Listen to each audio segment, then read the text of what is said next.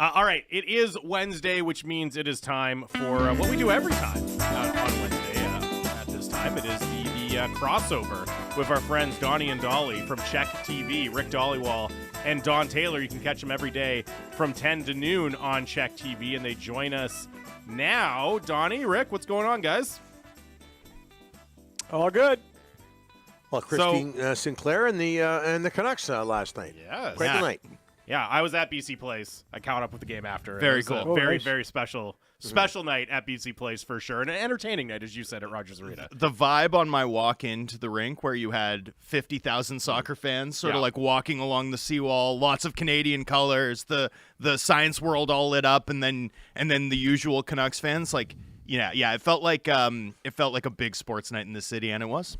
Well, let's give credit to the attendance at the soccer game, 48,000. Yeah. I think that was the second highest attendance in Canada in 2023. This city's always been a great sports town, but 48,000 to send off one of the greatest athletes, not only from the Lower Mainland, from Canada as well.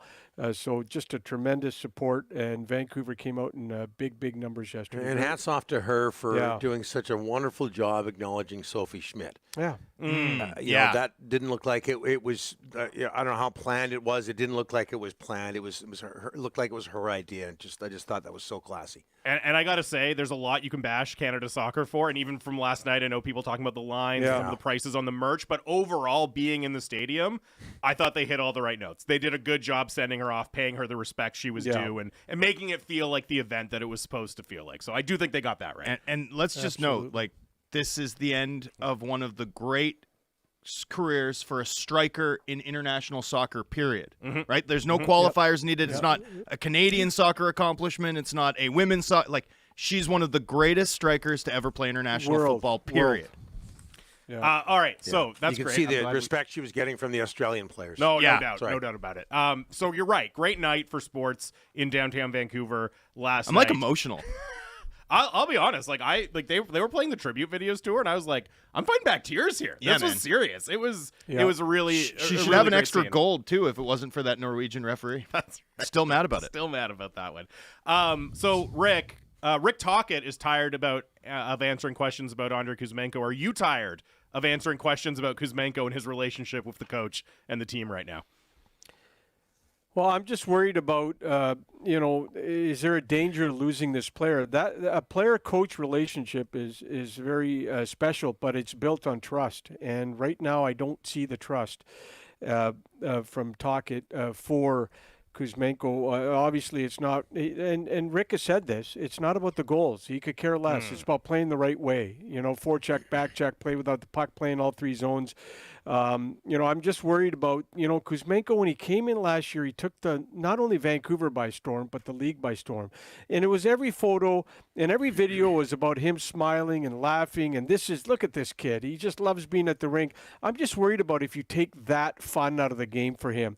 And also, and we have to talk about this, guys. He's got an agent who just orchestrated a trade out of Calgary to Vancouver for one of his guys, and Nikita Zadorov.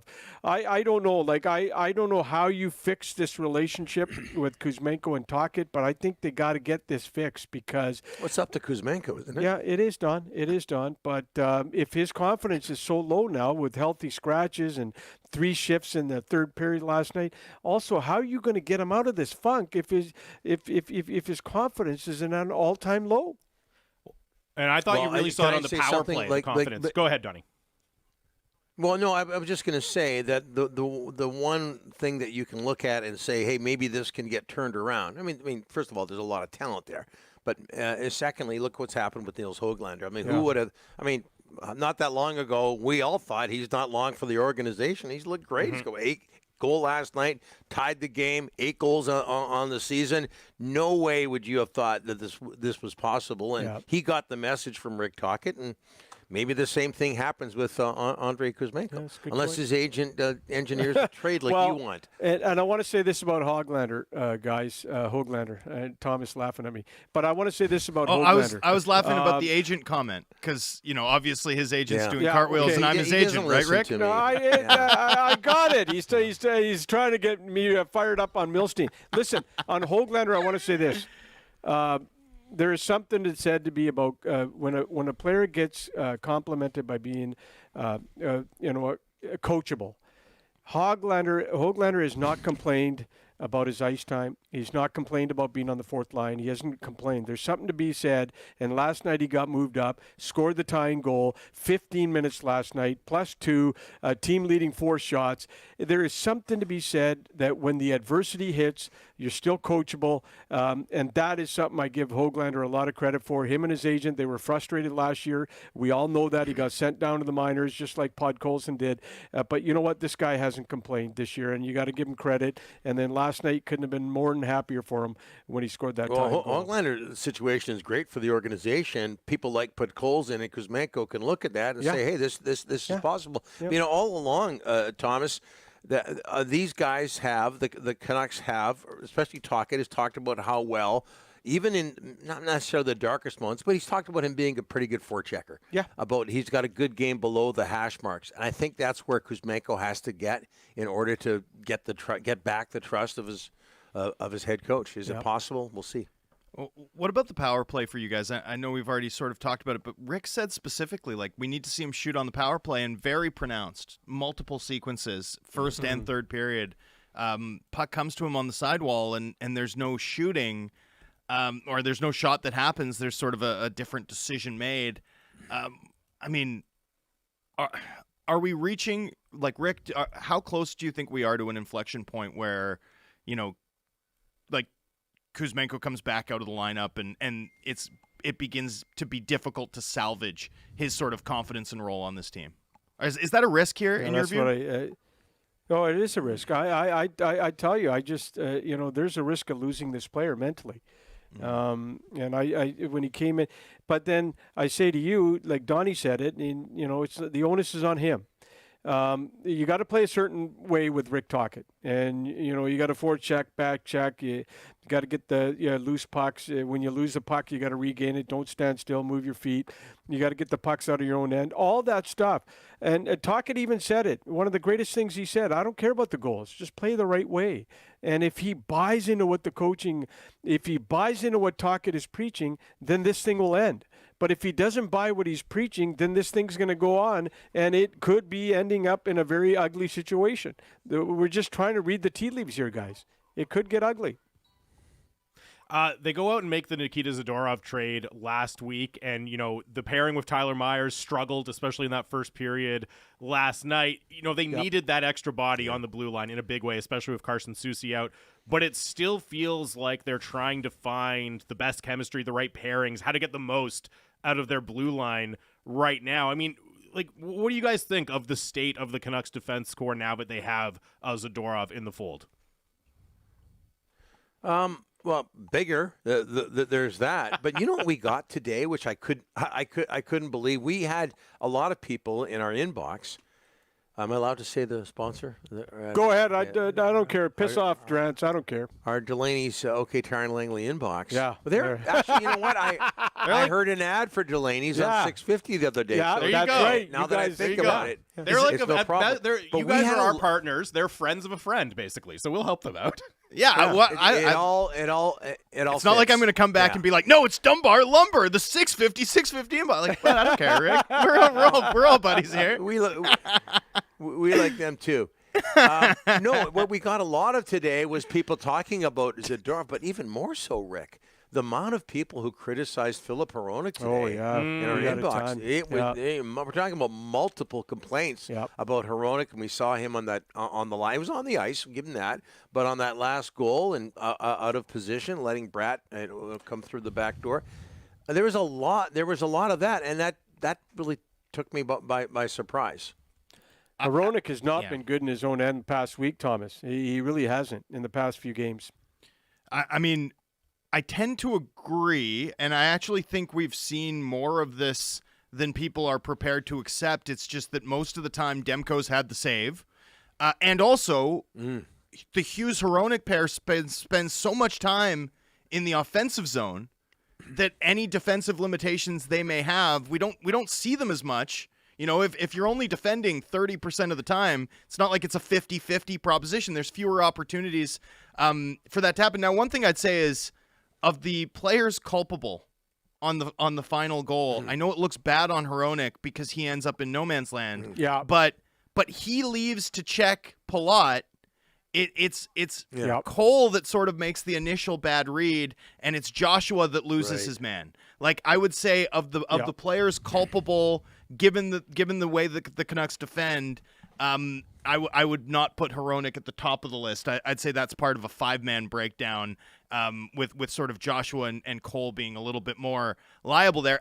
I do think the Devils and Vegas and Colorado, like, those teams that seem to be able to get on top of the Canucks, the teams that have the elite skill and the elite speed, it does seem like the Canucks' approach to matching up with those top lines, I don't want to say something like it's exposed the limitations, but I do think it's been a real challenge consistently against high-level opponents. Does that concern either of you, gentlemen? Oh, yeah, we went through the list big today time. of the statement games the Canucks have had. The Leafs, they lose. They lose to the Rangers. Played well, but Rangers, they arguably played well. a bad call in overtime. But they lost that game, and they took care of Edmonton. But I think last night's game was a statement game, given the Hughes situation. There was a real vibe about that game. And then Vegas last week, and there have been others. You look at the list of statement games. They've not really done all that. You listed teams as well, Thomas. They've not done all that well. So, yeah, absolutely cause for concern. And all the teams that you talked about, Colorado too, like, there's speed there. Yeah. Can they handle teams with speed? They were great against Edmonton early on, but so far, after that, not so much. And I think on the Hronek point, Rick, as you said, struggling in his own end right now, I think we'd all love to see look, he was playing so well with Quinn Hughes to start the season. I would still love to see him, maybe on a pair with Ian Cole, Nikita Zadorov now, see how that fares. But when you look at the struggles he has had recently, I think there's also a lot of concern there that if you take him away from Quinn Hughes, how does it look? And then, of course, this is all happening with the fact that he needs a new contract for next year. And the combination of racking up points, but you're not sure how he's going to look away from Quinn Hughes, it makes it a very, very challenging contract to figure out, I think. And one other thing, one of the reasons they got Zadorov was to try to limit the minutes for Hughes and Hronek. So they need to get Soucy back, and now you know why they're in on Ethan Bear. So if they get Soucy back and they get Bear, I think their sixth defenseman, I think it's a much better, and your seventh guy might be Bear or Myers. So then I think when everyone's healthy, Soucy's back, and if they get Bear, I think that defense looks a whole lot better. But the big thing is to limit Hughes and Hronek's ice time. That's why they got Zadorov, and I think that's why they're going after Bear. And guys, you talk about players that got criticized last night, and certainly Tyler Myers was at the top of the list. We mentioned Philip Hronek, Ian Cole to some point, but Elias Pettersson took some heat as well. Yeah.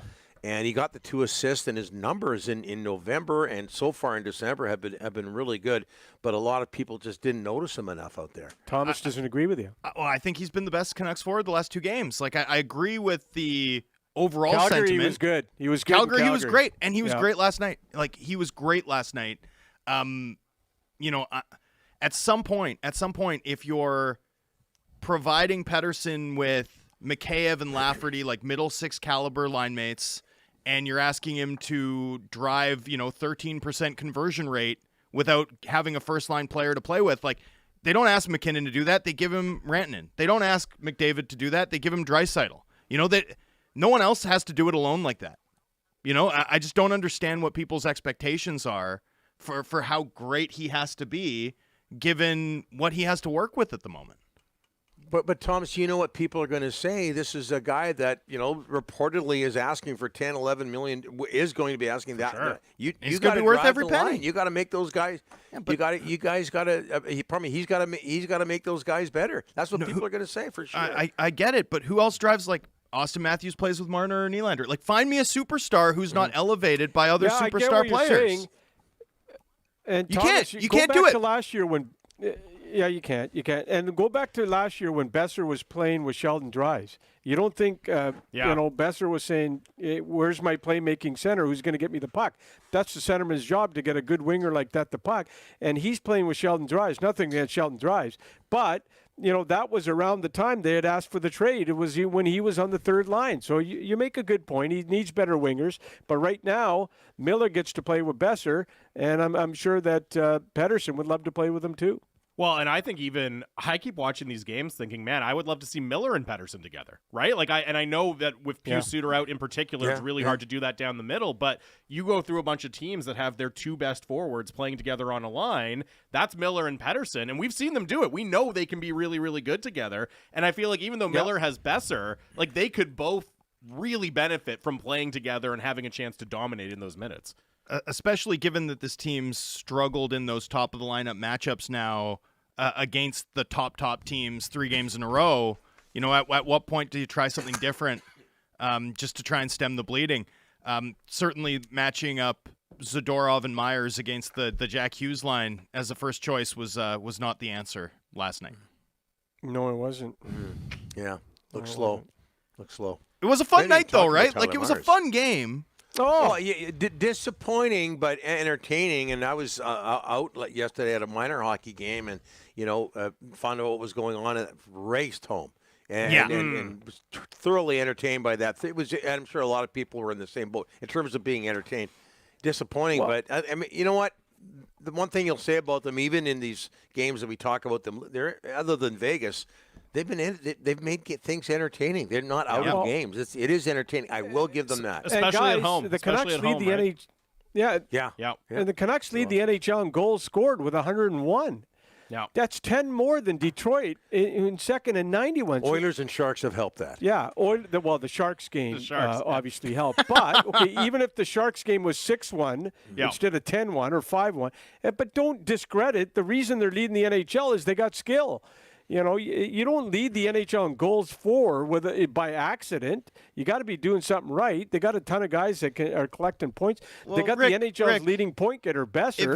If it's Vancouver and Detroit, if it's Vancouver and Detroit 1-2, and you look over those rosters, I think you can lead the NHL in goal scoring after 30 games almost by accident, so long as you have a couple elite components. And Vancouver PP1 certainly fits that bill. Like, I don't think this team's going to end the year number one in goals. But don't make excuses for it, Thomas. Relish the fact the power play could suck too, but it doesn't. No, it does not. You got to give them credit for having the skill. I do. And what you guys can't just make excuses for having a power play that's good. No, it's but good how many? Because they got the skill to make it work. But the leading the league in goals is required like a lot of deflection goals, a lot of like Sam Lafferty has 7 goals through 20 but you're games, making a lot of stuff like that. Again. No. I'm Thomas, just saying. You can't make excuses. I'm just saying it's not going to last over the balance of the year. This team's 5-on-5 offensive, like what they're actually generating 5-on-5, doesn't match that result.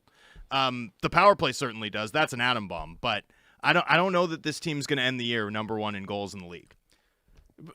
Before we let you guys there's go, a ton of teams that can't score. Yeah? Okay, you going to let us go? Okay, before, no, Mount one St. more. Drance is going to blow any minute. It already did. You're working on him, Rick.